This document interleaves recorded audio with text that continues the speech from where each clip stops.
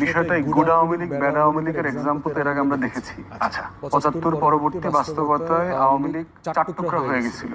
Jizan Chowdhury Awami League Baksal Abdur Razzak চালাচ্ছিলেন, তারপর doctor Kamal হোসেনকে আনছে। কেন আনছে ডক্টর কামাল হোসেনকে? ওই যে গুড আওয়ামী লীগ হিসাবে আনছে, যে এই ক্রিমিনাল সিন্ডিকেটকে যদি পুনর্বাসন করতে হয় তাহলে জনগণকে ধোঁকা দেওয়ার জন্য আমার একটা ডক্টর কামাল হোসেন লাগবে, যার একটা ইন্টারন্যাশনাল ফেম আছে, একটা ক্লিন ইমেজ আছে, দেশে বিদেশে লবি করতে পারবে, দিল্লির দালালি করতে পারবে ভদ্র ভাষায়। এখন দেখেন কার নাম আসছে, গুড আওয়ামী লীগ, সাবের হোসেন চৌধুরী। ব্যক্তি মানুষ হিসাবে ভালো মানুষ, দুর্নীতির কোনো অভিযোগ নাই ওনার ব্যাপারে, এই ব্যাপারে আমি একমত। কিন্তু আওয়ামী লীগ তো করছে।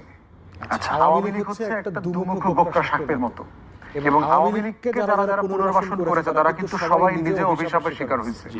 দেখেন আওয়ামী লীগকে কারা কারা পুনর্বাসন করছে। বিএনপি প্রথম পুনর্বাসন করেছে 79-তে তার নির্বাচনে। শহীদ প্রেসিডেন্ট, বাংলাদেশের ইতিহাসের সবচেয়ে সফল রাষ্ট্রনায়ক